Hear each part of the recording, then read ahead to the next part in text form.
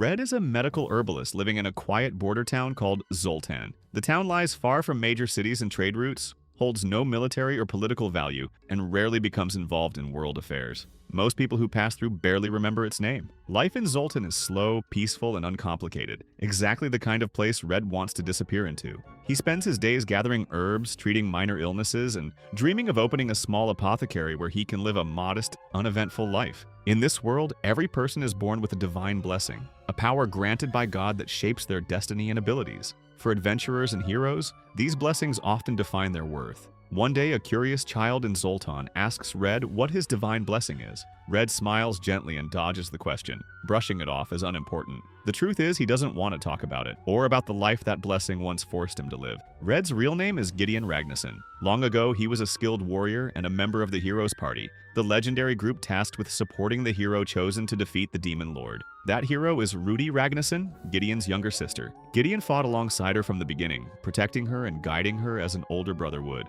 However, as the journey grew more dangerous, his presence became increasingly controversial. Gideon's divine blessing was not designed for direct combat. While he was strong, experienced, and capable, he could not keep up with the overwhelming power of the hero and the elite fighters surrounding her. One day, Ares, the party's arrogant and calculating second-in-command, openly tests Gideon.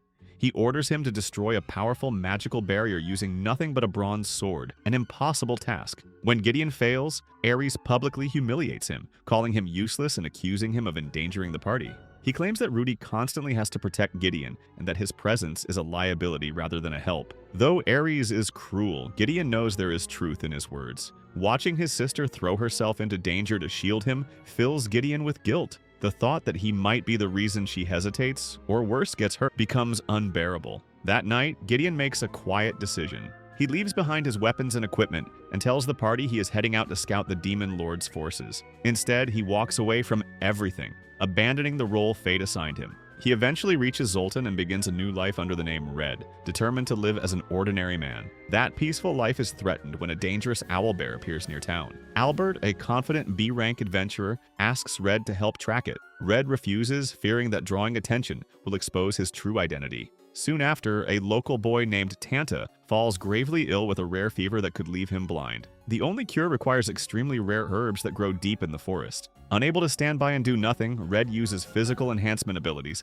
and rushes into the forest. Unknown to him, Albert has started a massive fire to flush out the owlbear. Amid the chaos, the owlbear attacks Red. In a moment that reveals his true strength, Red kills the beast in a single strike. Later, other adventurers find the corpse and assume Albert was responsible, though Albert suspects someone far stronger was involved. Red returns with the herbs and the town doctor successfully cures Tanta. Grateful beyond words, Tanta's uncle Gons offers Red any reward he wants. Red asks for something simple, a small house that can double as a medical shop. Gons builds it for free, and 4 months later, Red's apothecary opens, celebrated by the people of Zoltan. Around this time, a new adventurer named Rit arrives in town, unaware that the quiet herbalist she hears about once stood beside a legendary hero. Soon after, Rit visits Red's shop and casually calls him Gideon. It turns out they already know each other. Rit's real name is Rizlet, and she is actually the second princess of a powerful kingdom. Her people were beginning to support her more than her older brother, the crown prince. To avoid starting a civil war, she left her country and began living as a B-rank adventurer. When Rit learns why Gideon left the Heroes Party, she gets angry at Ares.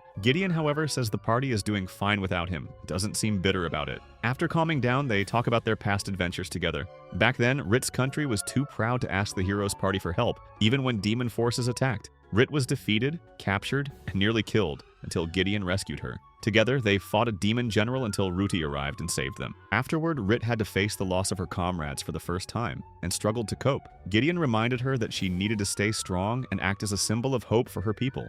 His words helped her move forward and become a leader her people could rely on. Back in the present, Rit asks if she can stay with Red and work at the medical shop. Red hesitates but eventually agrees. Around the same time elsewhere, Ares introduces a new party member named Tisei, who has the divine blessing of an assassin. The next morning, Red wakes up to find Rit sleeping comfortably in his home, which he finds both surprising and awkward. They spend the day shopping for essentials like a bed and household items. During this time, Red reflects on divine blessings and how they affect people. In this world, the only way to level up a blessing is by killing others who have blessings, which often leads people down dark paths. They witness a large boy with a fighter-type blessing bullying Tanta, and another child named Al. Red scares the bully away and explains to Al that blessings can influence personality. Assassin blessings can make people more ruthless, while brawler blessings can lead to arrogance. Al worries about his own future, but Red reassures him that blessings don't fully control who you become if you're mentally strong. To make their little shop more successful and truly useful to the people of Zoltan, Red begins working on a new medicine. Drawing on his deep knowledge of herbalism and his experience from the battlefield, he develops a painkiller that is effective yet non-addictive, something rare in a world where many medicines dull pain at the cost of dependency. Red and Rit believe this could genuinely improve people's lives, so they bring samples and documentation to the town administration, hoping to receive official approval to sell it. Their optimism is quickly crushed. Dan, the official responsible for approving medicines, reacts with unexpected anger. He dismisses their proposal outright, barely looking at the formula, and tells them to leave. Red and Rit are confused by the hostility, especially since the medicine is clearly safe. Seeking answers, they speak with the town captain, who reluctantly explains the situation. Recently, Dan approved another pain relief drug that was later discovered to be highly addictive. Since then, the town has been flooded with complaints. The problem quickly spirals out of control. People all over Zoltan start abusing the approved medicine like a drug, becoming irritable and dependent on it. Although the fault lies partly with the merchant who supplied it, Dan bears the brunt of the blame for allowing it into circulation. He becomes defensive and paranoid, afraid of making another mistake that could destroy his reputation entirely. This fear is what drove him to reject Red's medicine without consideration. Rit, however, is not just an adventurer. She is a princess, and although she usually avoids using her status, she understands when it's necessary. Through her connections with the town captain and other officials, she helps reopen the discussion. With proper oversight and transparency, Red's non-addictive painkiller is finally approved. Once it reaches the public, it quickly replaces the harmful drug, restoring some trust in the town's leadership and earning Red and Rit widespread gratitude. Encouraged by this success, Red and Rit move on to their next project, a medicine for common colds and fevers. Knowing how unpleasant bitter medicine can be, Red experiments with different methods of preparation. Using his surprisingly refined cooking skills, he transforms the medicine into a small cookie. Not only is it effective, but it actually tastes good. Children love it, adults appreciate the convenience, and the medicine cookie becomes popular almost overnight, further establishing their shop as something special. While life in Zoltan steadily improves, the hero's party faces growing trouble elsewhere.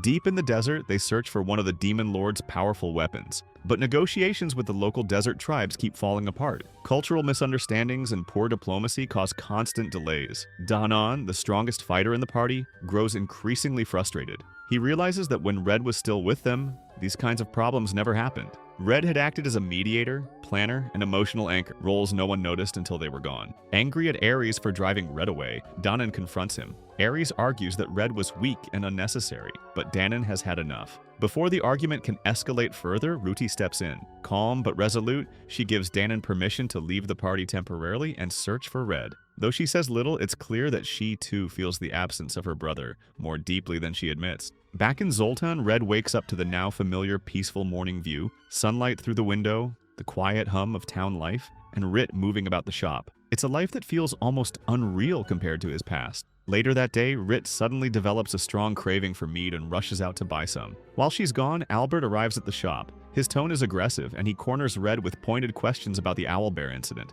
Albert accuses Red of hiding something and implies he knows Red is far stronger than he pretends. His voice rises and the tension thickens. Before things can escalate further, Rit bursts back in and knocks Albert to the ground without hesitation. Red quickly intervenes, stopping her before she seriously hurts him. Shaken and embarrassed, Albert retreats, muttering threats but clearly intimidated. That night, Red and Rit share a relaxed evening together, enjoying good food and plenty of mead. The atmosphere is warm and intimate. The next morning, Rit finally explains why she wanted mead so badly. In her homeland, newlyweds traditionally drink mead together as a symbol of shared life and happiness. Red is stunned into silence, then laughs softly. After a moment, he accepts the meaning behind her actions, his smile filled with both amusement and genuine affection. Meanwhile, the hero's party continues to struggle in the desert. The crusader Theodora speaks privately with Tissae, asking if she regrets joining the group now that things have gone so poorly. Theodora admits that the team feels disjointed and tense, and that none of these issues existed when Red was still with them. Back in Zoltan, Red and Rit receive a visit from Galat, a senior officer from the Adventurers Guild. He demands to see Rit immediately, but Red calmly makes him wait, explaining that the shop isn't open yet. During the delay, a representative of the Thieves Guild approaches Red in secret and offers him a single elven coin, 10,000 gold coins, to sever his relationship with Rit. Red refuses instantly without even considering it. When Gallatin finally speaks with Rit, He and other guild members try to persuade her to leave Red and return to full-time adventuring. They offer wealth, prestige, and influence. Rit refuses just as firmly. After they leave, Red gives Rit a bracelet set with a priceless amber stone. Overjoyed, Rit treasures it deeply. Living this quiet life with Red feels like a dream she never thought she'd be allowed to have. As she reflects on the past, Rit remembers the days when the Demon Lord's army attacked her homeland. Seeking help from a neighboring kingdom, she once traveled through a village where they met an elf named Yarandrella, an old friend of Red's. Rit remembers feeling unexpectedly jealous of how close they were. Yarandrella possessed a divine blessing that allowed her to communicate with trees, a power that made it possible to safely cross a dangerous forest. Even then, Rit had sensed how important Red was to others and how much she wanted to be close to him herself. Sensing Rit's jealousy, Yarandrella invites her to a bath and speaks honestly with her. She explains that elves live far longer than humans, so she avoids romantic relationships with them. She respects Red deeply but doesn't see him as a lover. Yarandrella also points out that while Red doesn't have a flashy combat blessing, his role in the hero's party is far more important than it seems. Everyone relies on him more than they realize. She tells Rit that supporting Red is the right choice and that the two of them suit each other well. Later, when they reach the neighboring country, they found it under attack as well. Red took a risky role as a distraction while Ruti defeated the enemy forces one by one. To everyone's surprise, Red survived, and Ruti hugged him in relief. Rit noticed the strong bond between Red and Ruti and decided not to join the hero's party because she didn't want to come between them. Now in Zoltan, things are different. Rit and Red are finally together. When a member of the Thieves Guild later threatens to report Rit's location to her family unless she returns to adventuring, she stays calm. She doesn't care what her family thinks as long as she can live here with Red. Elsewhere, Ruti begins to feel increasingly empty without her brother. When Ares once told her that Red ran away, she didn't believe him and suspected foul play. In anger, she killed Ares in a single attack, but immediately revived him, remembering her duty as the hero. Back in Zoltan, Red and the village doctor treat a man suffering from a drug overdose. Red uses his potion skills to save him. The doctor believes the overdose came from the recently approved addictive medicine and warns that more cases will likely appear. Rit wonders who might be behind it all, but Red doesn't want to get involved. Instead, Red takes Rit on a peaceful barbecue picnic by the river. They swim, drink wine, relax, and enjoy each other's company. Eventually, they confess their feelings and share a kiss. Meanwhile, the hero's party remains stuck in the desert. Tisei asks Ruti why she never sleeps. Ruti explains that the hero's blessing makes her resistant to all physical needs. She doesn't feel hunger, thirst, exhaustion, heat, or cold, and she doesn't need sleep. However, the downside is that she lacks normal human emotions like joy, sadness, anger, or fear. Back in Zoltan, a wounded man runs into Red's shop bleeding badly. Red treats him while Rit goes outside to investigate. She finds members of Albert's party acting strangely and attacking civilians. Rit fights them off, and Albert finishes the situation with a clean shot, ending the threat. Albert says he doesn't know what happened to his teammates. Rit gets angry at him for killing them instead of just knocking them out. Albert doesn't really have an answer, and things stay tense. Around the same time, Donan finally reaches Zoltan while searching for Red. Along the way, he meets a hooded man named Bui, who also claims to be looking for Red. Bui suggests they search together, and Dana agrees, though he stays cautious. That night, Red thinks back to his childhood with Ruti. Even when violent storms terrified everyone else, Ruti was never scared. The two of them would sit together talking and making promises to always protect each other. Those memories still weigh heavily on him. Back in the present, the town doctor brings Al to Red's house. Al is badly injured and covered in blood. When he wakes up, he explains what happened. The bully from earlier, Ademi, came to his home with an axe and attacked his parents. Red and the doctor rush over immediately. Thankfully, Al's parents are still alive, though badly shaken. It turns out Ademi is the son of Moen, the captain of the city guard. Word spreads quickly and people begin to believe the guards are protecting Ademi because of his father. Chaos breaks out in town. Protesters start using Al's parents as symbols, demanding justice and accusing the city guard of corruption. While this is going on, Al asks Rit to teach him how to use a sword. He wants to strengthen his weapons master blessing so he can protect people better.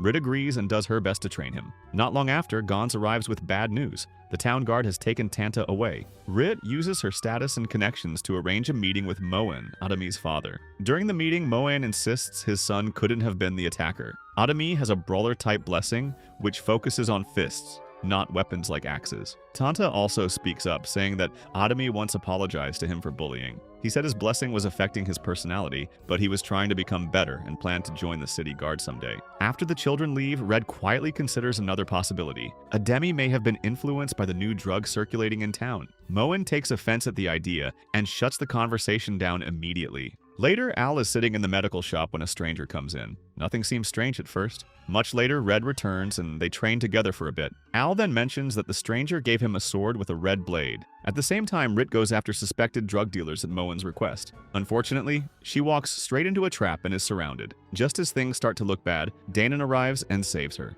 After the fight, they notice strange creatures attached to the attackers' heads, stalker demons. Dana explains that he came to bring Red back to the hero's party, but after seeing that Red is happy here, he's changed his mind. He asks Rit not to tell Red that he was in Zoltan, and she agrees. When Rit returns home, Red shows her the sword Al received. Using magic detection, she discovers it has a tracking spell on it, allowing whoever cast it to see the sword's location anywhere in town. Meanwhile, unrest continues to grow.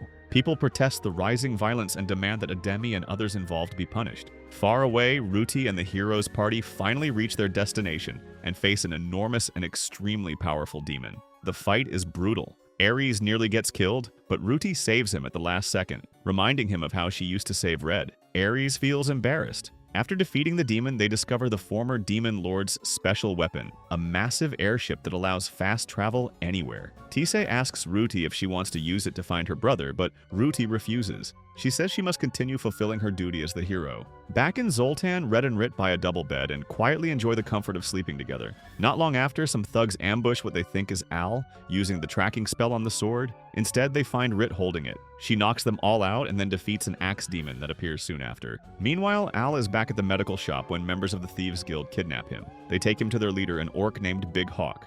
Big Hawk admits he's the one spreading the drug, causing all the trouble. It's called Devil's Blessing, and it gives users a second, more dangerous blessing while suppressing their original one. Big Hawk brings in Ademi, who is tied up. Ademi admits he took the drug because he wanted to become a strong warrior like his father. Big Hawk then takes everyone outside, where large groups of angry protesters are preparing to clash with the city guard. Big Hawk claims the guards protected Ademi only because his father is captain. He hands Al a sword and orders him to kill Ademi to bring justice to his family. He says this act will ignite a revolution, and the crowd cheers. Al refuses. Big Hawk reminds him that Ademi attacked his parents and says killing him would make Al's blessing stronger. Al raises the sword but instead cuts the rope binding Ademi. One of Big Hawk's men pulls out an axe which sends Ademi into a frenzy. Big Hawk claims Ademi will now kill Al unless Al kills him first. At that moment, Red reveals himself. He had been hiding nearby. He quickly knocks Ademi unconscious and escapes with Al. Soon after, Big Hawk, his men, and Albert track them down. It's finally revealed that Big Hawk is being controlled by a contract demon named Belial,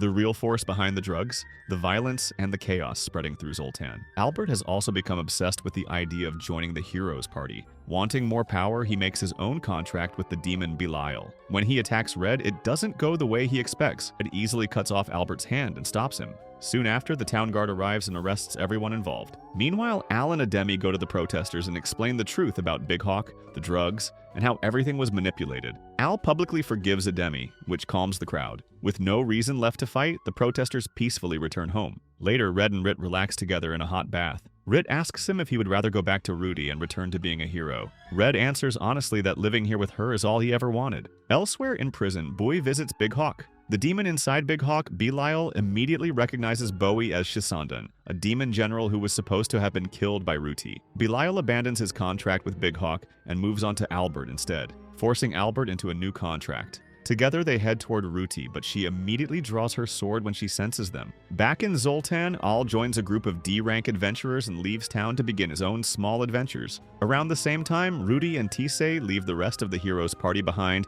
and take the newly found airship. Ares is shocked, and Theodora later finds Ruti's hero badge left behind, confused about why she would abandon it. Meanwhile, Bowie registers with the Zoltan Adventurers Guild, becoming the first B-rank adventurer in town since Albert's departure. Elsewhere, Ruti tells Tisei to head towards Zoltan to find a skilled medicine maker. It turns out Ruti secretly took Devil's Blessing, after Belial told her it would weaken her hero's blessing and give her a new one. Now she wants a steady supply of the drug. She orders Tisei to treat her like a normal adventurer and not reveal her identity as the hero. They park the airship in a hidden area near Zoltan, change into plain travel clothes, and enter town quietly. On the outskirts, an arrogant knight blocks a bridge and demands payment. Ruti casually throws him into the river and moves on. That night, Tisei runs into Red at a roadside food stall. They chat briefly, silently sizing each other up and realizing the other is highly skilled. Later, Tisei reports this meeting to Ruti and warns her to be careful. She also mentions that the alchemist Ruti is looking for is currently in prison, meaning they'll need to break him out.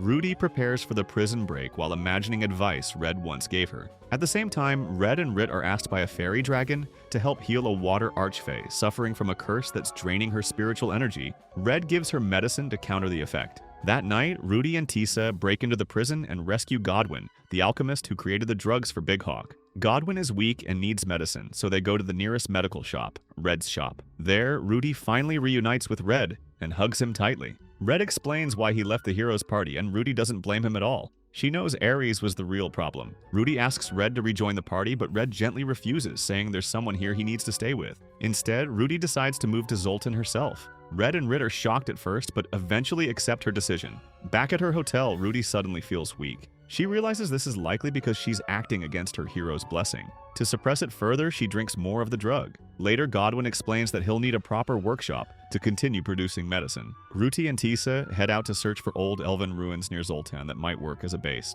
Ruti also tries helping out at the medical shop, but her cold, emotionless personality scares customers away. To help, Red walks her around town and introduces her to people. Despite her awkwardness, the townsfolk slowly become curious about her. Red reassures her, telling her she's his pride and joy. Meanwhile, Theodora and Ares track Ruti's movements using information Albert provided. Albert remains fixated on Red, unable to understand why someone so strong would refuse greatness. Theodora explains that people aren't slaves to their divine blessings. Just because someone is meant to do great things doesn't mean they must pursue them. She says free will matters more than destiny. Back in Zoltan, Ruti, Rit, and Tisei take a bath together. During the bath, Ruti opens up about her past. When she was only 5 years old, she was already forced to fight a giant monster to save a child. Her hero's blessing compelled her to prioritize others over herself, even as she was badly injured. People praised her openly but whispered behind her back, calling her strange. She felt so trapped by her role that she wished she would just die. At the last moment, Red arrived and killed the monster. He hugged her as she cried, and that memory stayed with her forever. Ruti also admits she was jealous of Rit. Rit had the freedom to laugh, enjoy life, and stay close to Red, while Ruti was trapped by duty and expectations. She confesses that she doesn't want to be alone anymore and needs someone to save her too. Hearing this, Tisa finally understands what Ruti truly needs. She quietly decides that she will do whatever it takes to protect and save the hero she deeply respects. The next day, Tisei tells Red and Rit everything she knows about Belial, the contract demon. Red explains that Ruti won't immediately become addicted to the drug because her blessing gives her immunity. However, the drug weakens a person's existing blessing over time, so eventually Ruti could still become dependent on it. Because of this risk, they decide to help Ruti and stop Godwin from creating the drug for now. Around the same time, Ares, Theodora, and Albert arrive in Zoltan. Red suddenly runs into Danaan. When Theodora and Albert see this, they immediately turn invisible. Danaan tells Red that he's too powerful to be living a quiet life and should return to the heroes group. Red calmly says that he has already found his purpose where he is. He also explains that Ruti wants to quit being the hero because the role is making her miserable. Danaan says he understands and will support her decision. Later, Danaan goes to Ares' hotel pretending to look for Ruti. He takes Ares to Red's medical shop where Ares completely loses control and destroys the furniture and supplies like an angry animal. However, it turns out that this Danaan is actually a fake. The real Danaan meets Red elsewhere and reveals that the demon Shisandan is still alive. He also shows that Shisandan ate his right hand in the past. Soon after, they see Ares and the fake Danaan riding a dragon toward the elven ruins, where Ruti is believed to be. Red quickly informs Rit and Tisei about Shisandan, and then heads for the ruins himself. At the ruins, Red finds Godwin working on the drug again. Red also shows Ruti a medicine he has been developing to suppress blessings. Unfortunately, it's toxic and doesn't work on the hero's blessing. Ruti asks why Red is going this far for her. She reminds him that he always wanted to defeat the demon lord and bring peace to the world, and that helping her quit would go against that dream. Red answers honestly. He says he just wants to protect her. No matter what choice she makes, whether she continues as the hero or not, he will support her. He believes that if he is allowed to live his life the way he wants, then Ruti deserves the same freedom. Rit and Tisei arrive soon after and back him up. Ruti then reveals something unexpected. She has developed a new blessing. It doesn't have a name, but it helps suppress the effects of her hero's blessing. At that moment, Ares shows up and demands that Ruti return to her hero duties and go defeat the Demon Lord with him. He assumes Red is holding her back and attacks him. Ruti immediately stabs Ares to stop him, then heals Red and takes him away from danger. Seeing this, Shisandan changes his form into a man named Bui and offers to help Ares. He explains that the ruins contain the weapon of the first hero. If Ares can retrieve it and give it to Ruti, she will supposedly return to her role as the hero. The others realize Shisandan is present and decide to act. Ares and Shisandan reach a hidden chamber, but Danan arrives just in time to confront them. Danan explains that after losing his right hand to Shisandan, he trained his left hand until it reached near perfection. Using his skills, he completely overwhelms Shisandan. Ares then attacks Danan, giving Shisandan an opening. Shisandan stabs Danan and causes a massive explosion inside his body. He reveals his true demon form and unleashes all his weapons. Danan manages to block most of them, but one sword gets through. He dies with a smile on his face. Ares is shocked, not just by what happened, but by how calm he feels after betraying a comrade. Together, Ares and Shisandan enter the inner chamber, where they find 5 special swords. Shisandan explains that the sword Ruti carries is only a copy, and these are the real hero swords. He also claims that Ruti herself is a copy of the first hero, created to carry the original hero's soul. To force Ruti back onto the hero's path, Ares must give her the real sword and destroy her ties to a normal life. Starting with Red, the hero's group arrives and a fight breaks out. Meanwhile, Danan is revealed to still be alive. Albert and Theodora give him a healing potion. Theodora then jumps into the fight and restrains Rit with chains before engaging Ruti directly. She believes Ruti must accept her duty as the hero and save lives. Ruti asks why she must save people she has never met. Red is forced into a terrible choice: save his sister or save Rit. Rit speaks up and says Ruti shouldn't be forced to suffer because of her blessing. Theodora argues that her own country was saved by the hero. Rit replies that it was actually saved by everyone working together, the hero's party and the soldiers alike. Red kills the dragon and saves Rit. Ruti badly injures Theodora, but Ares traps Red and Rit inside a metal box and sends them falling. Laughing wildly, Ares attacks Tisei, but Tisei refuses to back down, determined to protect Ruti, whom she considers her best friend. Below them, Danan uses his remaining strength to break the metal box and send Red and Rit back up. Red rushes forward and cuts off both of Ares' hands, so he can't fight or heal anymore. At the same time, Shisandan overpowers Ruti using the hero swords. Her own sword breaks, forcing her to grab one of the real hero swords. With it, she finally kills Shisandan. However, the moment she holds the sword, her hero's blessing surges back stronger than ever. She returns and tries to attack Red. Tisa steps in and saves him, begging Ruti to stop before collapsing unconscious. Ruti appears cold and emotionless once again. She attacks Red, but he catches her blade with his simple bronze sword, knocks it away, and stands his ground. Ruti finally comes back to her senses and breaks down crying as she hugs Red. Tisa is still badly injured, so Ruti tries to heal her, using her hero's blessing. For some reason, it doesn't work anymore. Before anyone can panic, Theodora steps in and heals Tisa with her own power. Theodora says she won't ask for forgiveness because she still believes her actions were right. However, Albert asks everyone to forgive her anyway, saying that Theodora is also a true hero in her own way, someone who acts based on strong beliefs for the sake of humanity. Ruti then says something unexpected. She admits that even though she has the hero's blessing, she believes Theodora is more deserving of being called a hero. In Ruti's eyes, Theodora constantly fights for the world without thinking about herself. Red agrees and adds that being a hero isn't about physical strength or divine power, but about character. Theodora finally accepts that Ruti will never return to the hero's path. With that settled, things slowly calm down, and everyone begins returning to their normal lives. Not long after, Ruti starts noticing changes in herself. She can feel heat, cold, pain, and comfort again. But more importantly, she can feel emotions. It turns out the second blessing Ruti mentioned earlier is a power called Ruler. This ability lets her control other blessings. She's been using it to suppress the hero's blessing, keeping it from taking over her mind again. With her new freedom, Ruti decides she wants to start a small farm where she can grow medicinal herbs. Tisei offers to help her out whenever she can. Sometime later, they hold a funeral for Ares. That night, Rit opens up to Red and admits she's scared. After everything that happened, she worries she might lose him someday. Red reassures her right away. He tells her he would never leave her, that he needs her in his life, and that she's not going anywhere. That night, the two of them finally grow closer and talk seriously about their future. They make plans to live together and grow old side by side, enjoying the quiet life they've chosen. The next day, Red takes Ruti around town and shows her the little things she missed while living as the hero. He even buys her a small, cute ornament as a gift. Later, they lie down together and enjoy the peaceful life they worked so hard to protect. Even though Ruti has stepped away from being the hero, she doesn't completely stop helping people. She starts working as an adventurer and occasionally takes on dangerous jobs to protect those around her. The difference now is that she isn't doing it because she's forced to. She's acting out of her own free will, choosing when and how she helps others. Far away, Godwin runs into Yarandrala and tells her about Red, Rit, and Ruti living peacefully in Zoltan. Hearing that they've finally found happiness, Yarandrala decides she wants to join them as well. In the end, everyone moves forward in their own way, no longer bound by roles or expectations, but guided by choice, trust, and a shared desire for a quieter, more meaningful life.